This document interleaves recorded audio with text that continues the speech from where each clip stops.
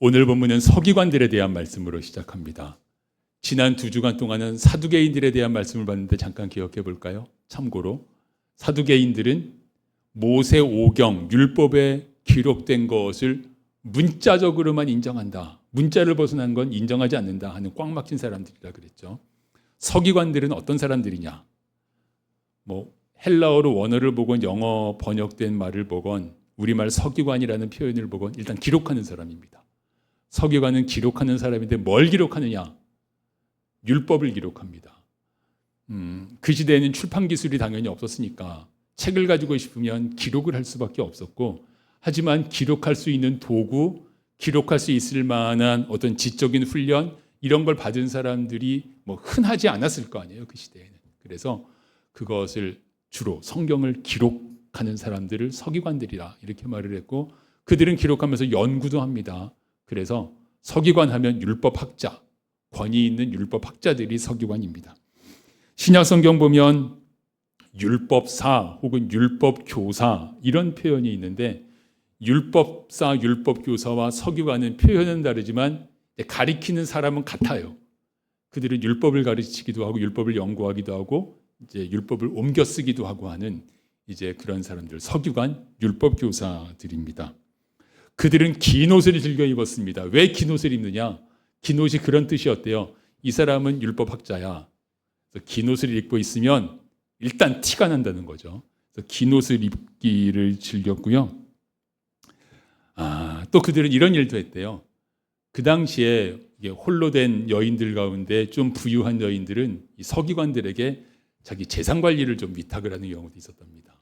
그러면 서기관들은 재산 중에서 자기가 하는 성경 사역이라고 해야 될까요? 거기에 기부하도록 유도하거나 아니면 헌금을 하도록 유도하기도 했다.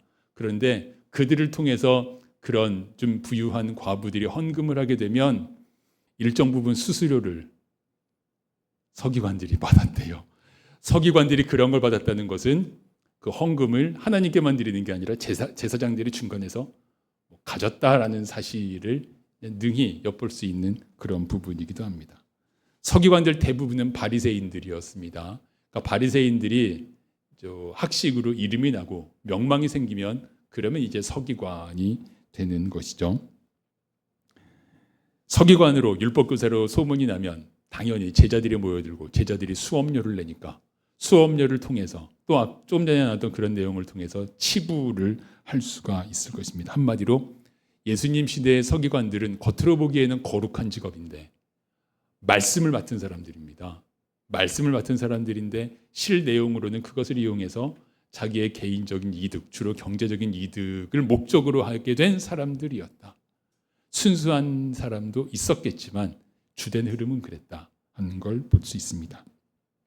자, 지난 2주간 동안 사두개인들이 예수님에게 부활에 대해서 질문하고 시비하는 걸 봤는데요. 그들이 예수님 답변 앞에서 꼼짝 못하고 더 할 말을 잃고 물러갔습니다. 그거를 본 예수님 주변에 모여있던 사람들 중에서 한 서기관이 말을 합니다. 서기관들이 여러 명 있었다고 돼 있어요. 지난주 본문에 보면 그 여러 서기관 중에 한 사람이 예수님에게 선생님 참 잘 말씀하셨어요. 이렇게 말을 합니다. 왜냐하면 그 이유를 여러분 나눴었죠. 바리새인들은 부활이 있다 그러고 사두개인들은 부활이 없다 그러는데 예수님 앞에서 부활이 없다 그러던 사람들이 완전히 할 말 잃고 물러가니까 이게 통쾌한 거예요. 그래서 만족을 표현했습니다. 선생님 잘 말씀하셨습니다. 자, 그런데 예수님께서 그 서기관들을 이렇게 보셨을 것 같아요. 당연히 긴 옷을 입고 있겠죠. 백성들이 모여서 말씀 듣고 있는데 서기관들은 티가 나요. 긴 옷을 입고 있으니까. 그들을 보다가 그들을 통해서 경계하실 것을 생각하셨어요. 제자들에게 이렇게 경계의 말씀을 주십니다. 같이 읽겠습니다. 모든 백성이 들을 때에 예수께서 그 제자들에게 이르시되 긴 옷을 입고 다니는 것을 원하며 시장에서 문안받는 것과 회당의 높은 자리와 잔치의 윗자리를 좋아하는 서기관들을 삼가라.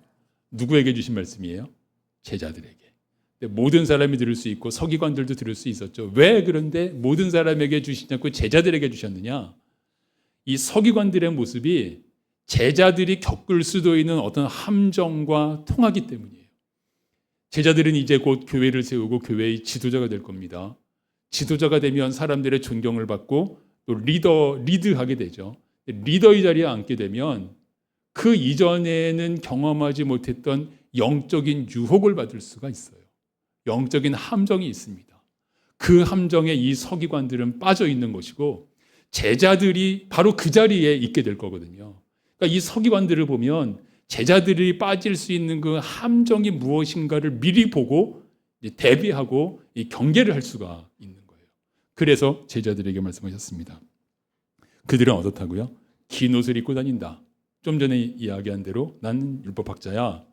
긴 옷을 입고 다닌다는 건 무슨 뜻입니까? 비상사태가 벌어져도 나는 몸으로는 안 해. 나는 천천히 걷고 나는 율법만 해. 이런 뜻이죠. 지지난주인가요? 우리 심폐소생술 교육을 받으면서 저 열심히 했는데 강사에게 칭찬받은 거 아세요? 제가 목사님 제일 잘하신다고 이 교회에 혹시 무슨 일 있으면 목사님이 하시라고 그렇게 이렇게 칭찬을 받았는데 그런 일이 있다 하더라도 난 그런 거 안 해. 긴 옷을 입었으니까 어디 그런 거를. 서기관이 긴 옷 입고 다닌다는 건 사실 그런 뜻이기도 해요. 그들은 시장에서 문안받는 것을 원했다. 사실 문안받으려고 긴 옷 입기도 하죠. 율법학자야. 그리고 문안받는 걸 원했다. 그리고 회당의 높은 자리라 그랬는데 회당에는 어디가 높은 자리냐?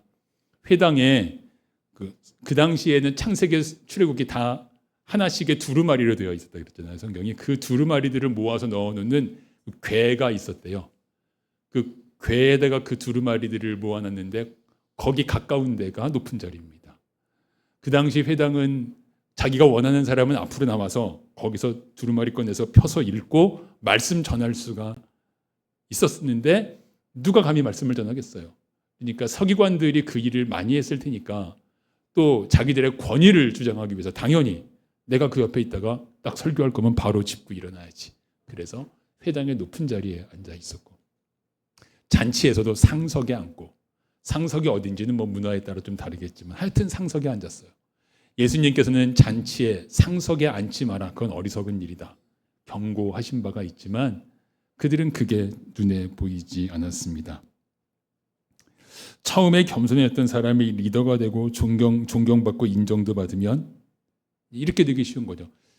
자, 사람들에게 계속 인정을 받아야 될 것 같고 존경심도 계속 받아야 될 것 같고 그러니까 자기의 솔직함보다는 거칠애로 꾸며내는 모양을 조금씩 보이기 시작하고 그게 몸에 익으면서 위선과 거짓이 삶의 주된 방법이 되고 이것이 리더가 빠질 수 있는 큰 함정이다.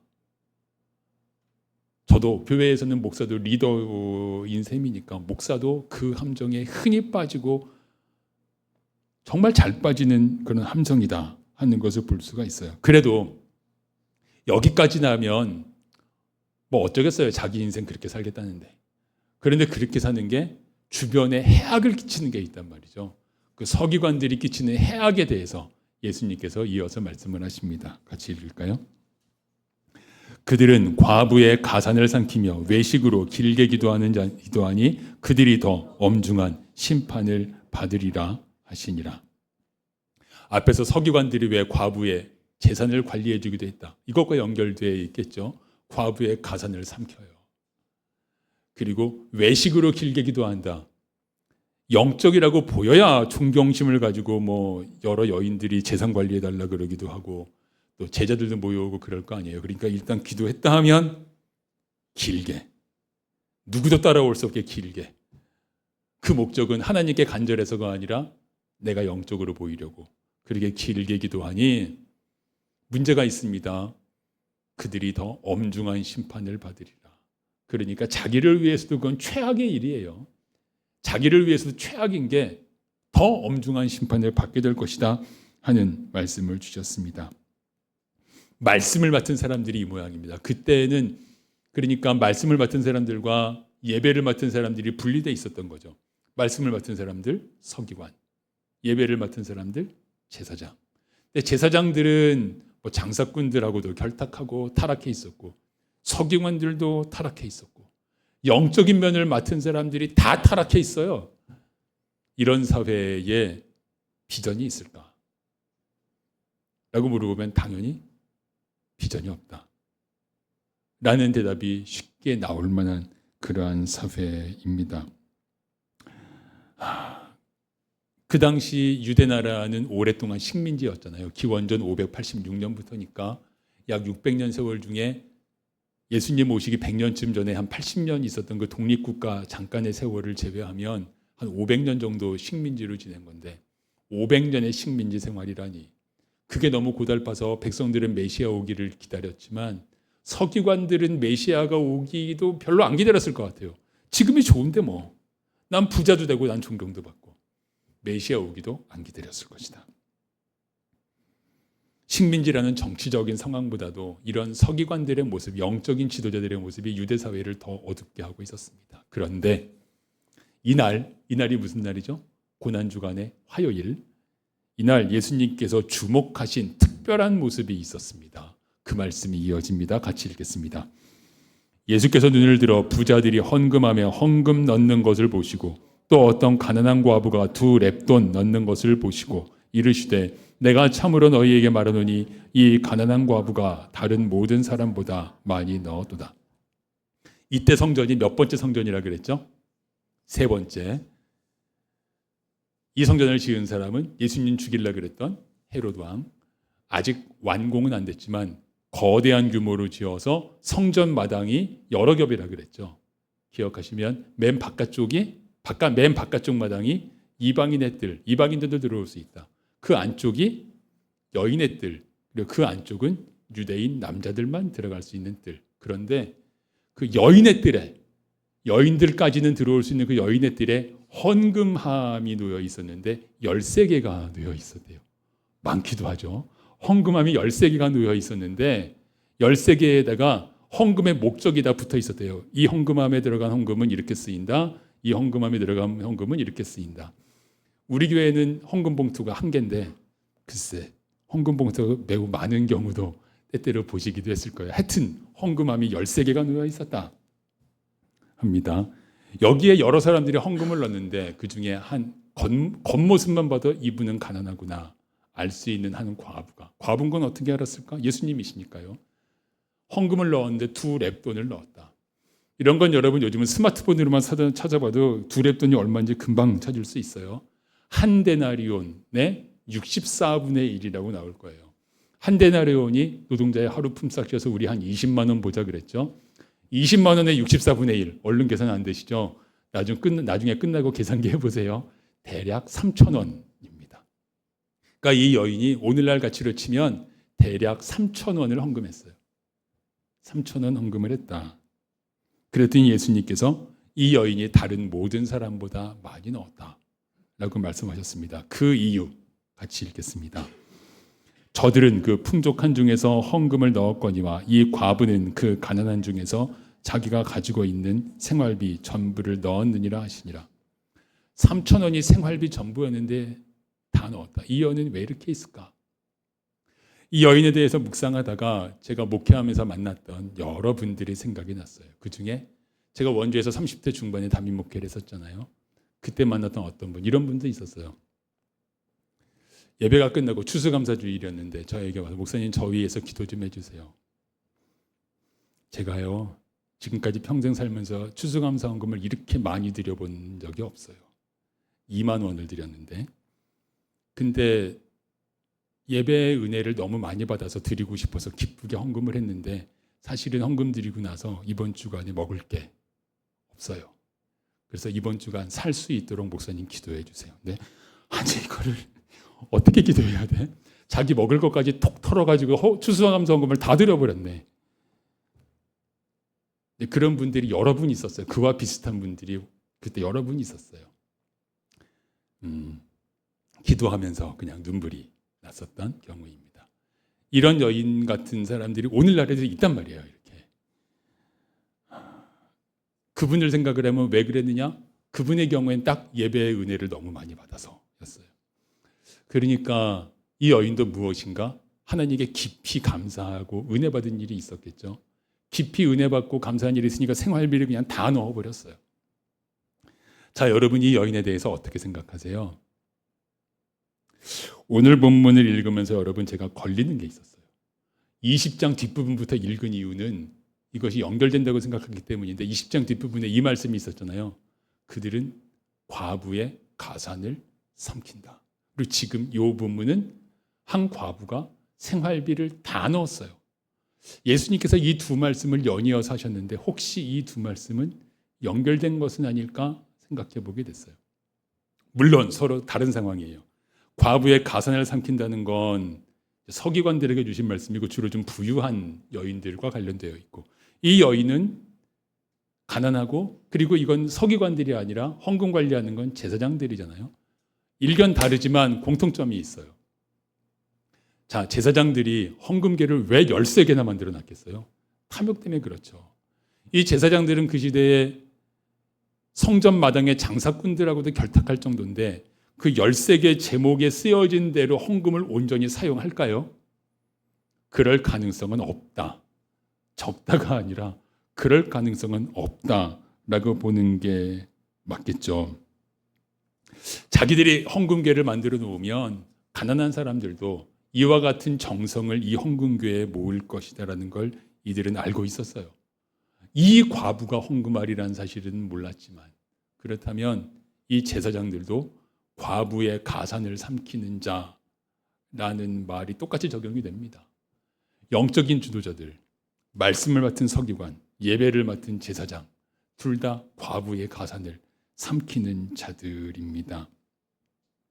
그렇다면 이 과부가 가장 많이 나왔다는 말씀이 이 여인에 대한 칭찬이기만 할까라고 생각하게 됐어요. 아니, 이 헌금 제사장들이 착복해가지고 이렇게 저렇게 쓰게 될 텐데 여인이여 왜 그랬어? 라는 안타까움. 혹시 이런 건 없을까 생각을 하고 좀 자료들을 찾아봤더니 그렇게 해석한 연구자도 있습니다. 예수님의 말씀이 여인을 향한 칭찬이 아니라 혹시 안타까움 아닐까? 이 헌금이 하나님께 가는 게 아니라 제사장들이 다 착복해가지고 자기들 배불리는 데 쓰는데 왜 그래서 생활비를 다 넣다니?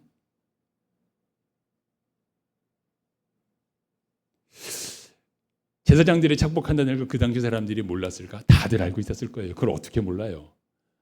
그러니까 헌금을 하되 적당히 했겠죠. 헌금, 하나님 백성들인데 헌금함이 있는데 그러면 내가 부자인데 거기에 아예 안 해요? 사회적인 그 이목이 있는데 하기는 하되 적당히 했을 텐데 이 여인은 적당히가 아니에요. 그냥 다 넣어버렸어. 이런 묵상을 하다가 제 마음에 살짝 분노가, 이 나쁜 놈의 제사장들, 저도 나쁜 놈일 수 있습니다. 저를 돌아보기도 하면서 나쁜, 근데 이 여인이요 왜 그랬어? 여러분들은 어떻게 생각하세요? 이렇게 생각하다가 제가 회개를 했습니다.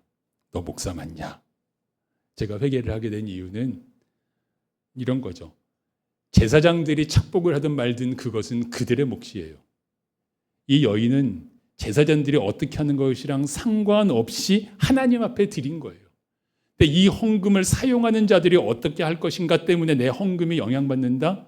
이건 사실은 부끄러운 일이에요. 나는 하나님 앞에, 그냥 하나님 앞에 단독자로 서서 하나님 앞에 드리는 것이에요. 그러니까 이 여인은 왜 몰랐겠어요? 그 시대 사람들이 제사장들의 부정을 다 알고 있는데 그걸 알면서도 이걸 드렸다고요. 생활비 전부를 다 하나님 앞에 감사하는 마음으로. 그렇다면 하고 다시 한번 예수님 말씀을 생각했습니다. 이 여인이 가장 많이 넣었다. 그렇다면 이 말씀은 그냥 여인을 향한 단순한 칭찬이 아니라 그걸 다 알면서 그걸 넘어서서 하나님 앞에 자기 자신을 다 드리는 그 제사장들의 타락한 모습은 보지 않고 오직 하나님만 뵙고 자기 자신을 다 드린 거예요. 자기를 다 드리는 이 여인에 대한 칭찬이셨구나 하고 받아들이게 되면서 이 여인을 칭찬하신 그 예수님의 그 칭찬의 깊이를 더 깊게 받아들이게끔 되었습니다. 아, 여인이 어떻게 하나 안타까움이 아니라 더 깊은 칭찬이었구나 하고 받게 되었습니다. 여인이 헌금하면서 기도드렸겠죠. 여러분, 우리나라 교회의 특징 중에 하나가 무엇입니까? 예전부터 우리 신앙의 선조들이 내가 가난하고 배움이 짧아도 교회들은 다 나라를 위해서 간절히 기도했잖아요. 그게 우리 교회의 전통인데 이 시대도 유대인들도 수백 년 식민지 로마의 식민지인데 나라를 위해서 왜 기도 안 했겠어요? 자기의 감사 기도를 드렸을 것이고 나라를 위해서도 기도하고 예수님은 하나님으로서 그걸 받으신 거죠. 그냥 보신 게 아니라 그 여인의 헌금은 하나님이신 예수님께서 받으신 거잖아요. 그래서 이렇게 선포하신 거예요. 내가 네가 드린 이 헌금과 네가 드린 기도를 가장 크게 받았다. 내가 가장 크게 받았다. 가장 크게 받았으면 가장 크게 사용하시겠죠. 그 예수님의 선포가 이 가운데 들어 있습니다.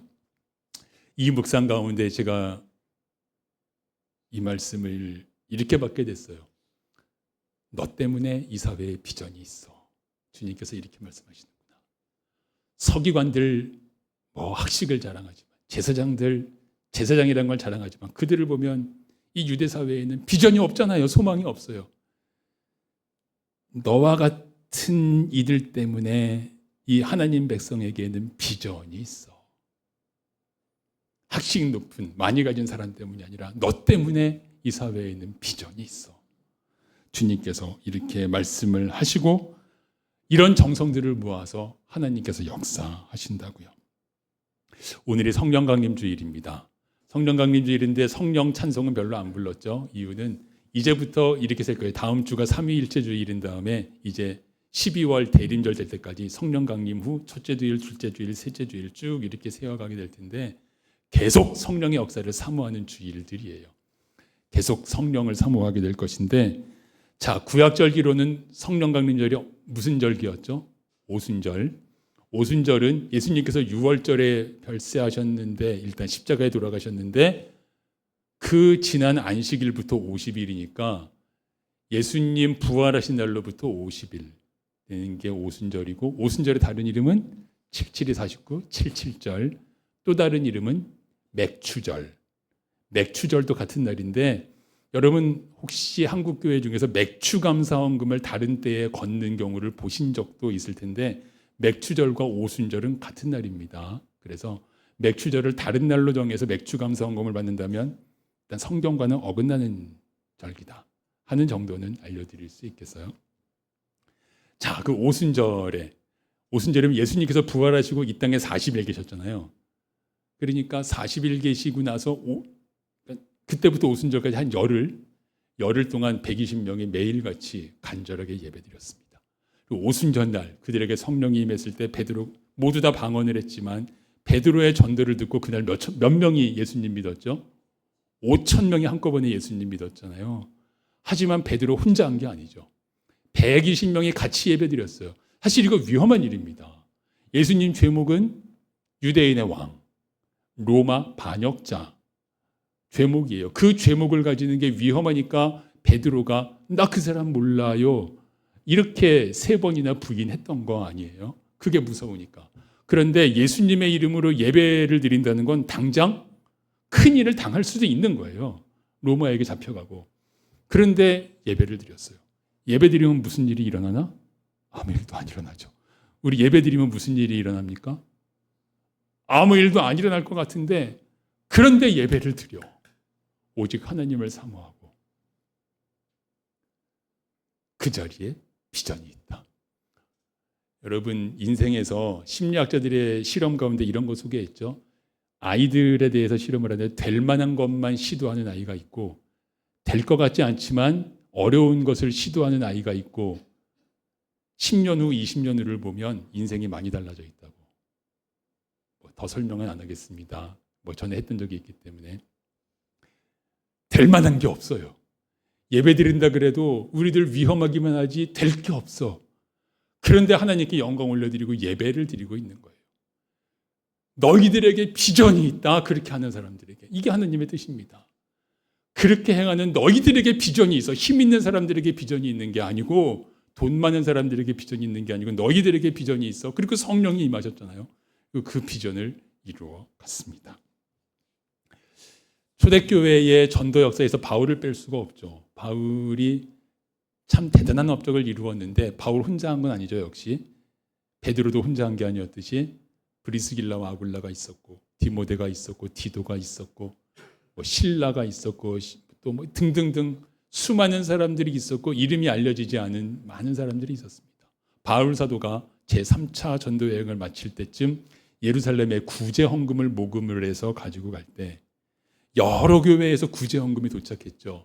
마치 오늘 본문의 두 렙돈 같은 헌금들이 모였을 거예요. 헌금만 온 게 아니라 대표자들도 같이 왔죠. 그래서 사도 바울은 제3차 전도 여행 마치면서 예루살렘 갈 때 그 두 렙돈 모임과 같은 헌금과 각 교회의 대표자들 다 함께, 바울 혼자 간 게 아니에요. 그렇게 상당히 큰 그룹이 되어서 예루살렘으로 3차 전도 여행 마무리를 갔던 것이 있었습니다. 내가 이 구제 헌금을 예루살렘 교회 성도들을 위해 드리면 무슨 비전이 있을까? 두 렙돈밖에 안 되는데 하지만 드렸고, 그렇게 드리는 그 손길 위에 하나님의 비전이 있다. 하나님께서 그 손길들을 사용하셔서 하나님의 비전을 이루셨다 보게 됩니다. 이런 묵상 가운데 저는 요한계시록을 생각하게 됐어요. 요한계시록은 이제 박해 가운데 지어졌죠. 황제 숭배를 강요하던 로마, 그때는 황제 숭배를 강요했습니다. 유혹도 있었습니다. 그 가운데 예배를 드립니다. 오늘날 우리들은 순교자들이 대단한 사람들이라고 생각하지만 그 시대 성도들에는 순교자 하면 대단한 건 아니었어요. 왜냐하면 오늘 예배 드리다가 발각이 되면 나도 오늘 순교자가 되는 거예요. 그러니까 순교자와 순교자 아닌 사람이 그냥 딱 붙어 있지, 순교자라고 특별하게 믿음 좋은 사람들이 아니에요. 나 오늘 예배 드리다가 붙잡혀가면 내가 순교하는 걸. 그런데 예배를 드렸어요. 제가 1997년 우리나라 IMF 때 제가 어쨌든 그 무렵에 성지 순례를 딱 한 번 해서 저는 유럽과 성지에 그때 한 번 가봤습니다. 그런데 기억나는 거 다른 것들은 별로 없는데 한 3가지 정도가 기억이 남는데, 광야의 바람, 시내산에서 보았던 일출, 그리고 로마 카타콤 지하묘지. 카타콤 지하묘지 제가 소개해드린 적 있죠. 성도들이 지하묘지에서 살아서 거기에 살면서 예배드려서 그중 많은 사람들이 실명했을 것이다. 왜냐하면 너무 빛을 못 보니까 평생 수십 년 그러고 살다 보면 실명을 많이들 했을 것이다. 그리고 벽에 이렇게 파인 데들이 있는데 직사각형 모양으로, 그곳은 설명하는 분이 말하기를 거기는 죽은 사람이 있으면 거기에 장사 지냈다. 그게 무덤이에요. 그 무덤들 중에 어떤 건 길이가 딱 요만해. 어린 아기의 무덤이었어요.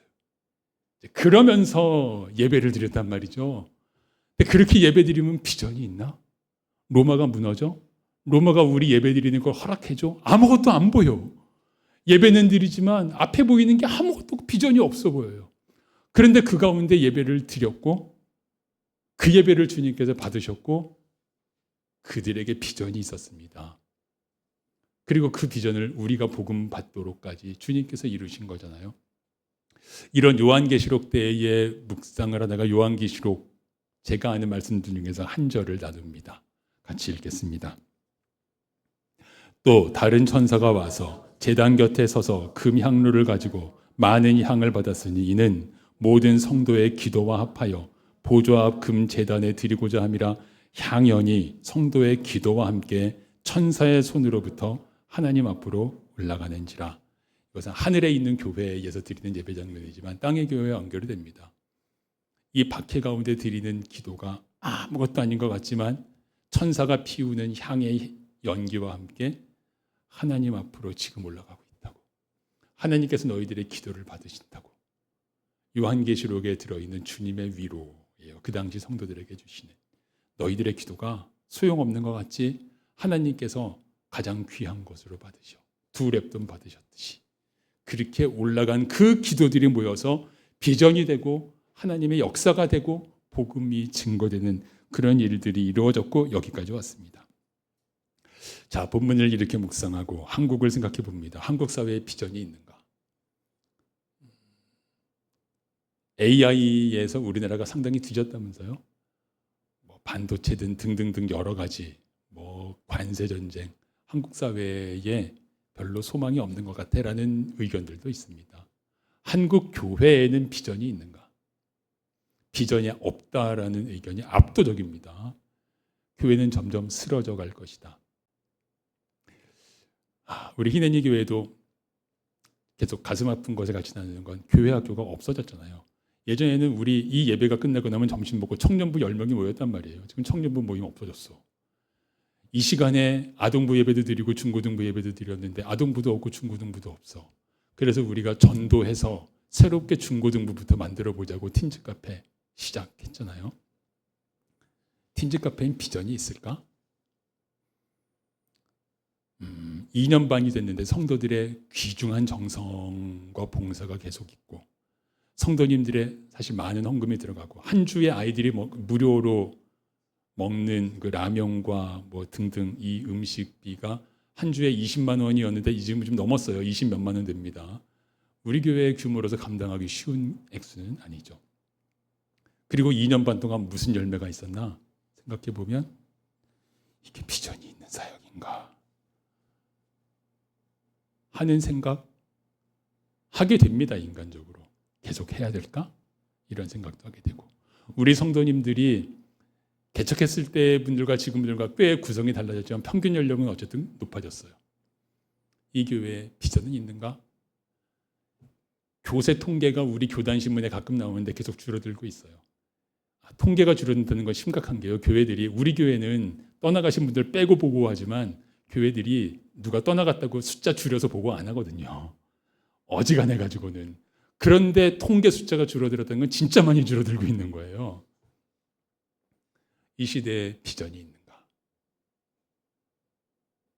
그리고 답은 비전이 있다. 그래서 오늘 제목을 우리에게 비전이 있는 이유라고 하였습니다. 너 같은 여인 때문에 하나님의 역사에 비전이 있어 라고 말씀하셨다고 제가 받았어요. 두 랩돈 드린 과부에게서.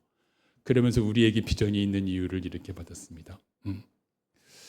여기 본당에 있는 여기에는 중간에 제가 집어넣은 게 2부에는 없어졌네.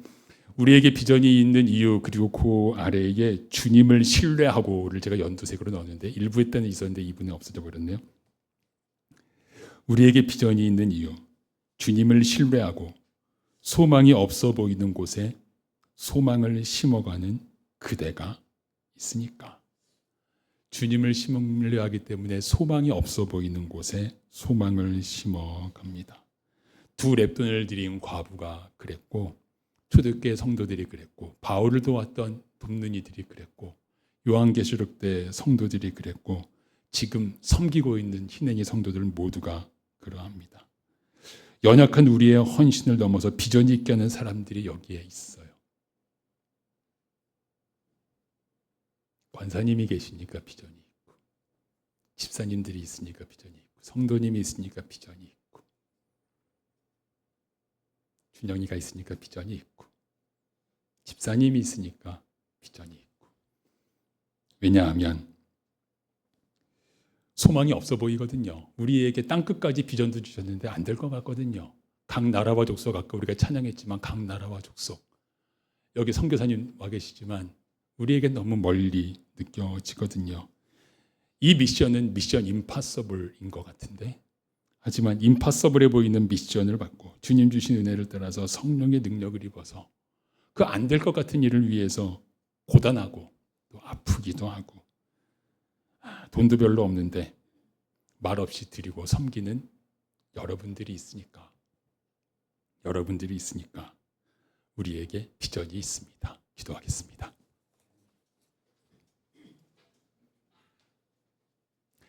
하나님 아버지,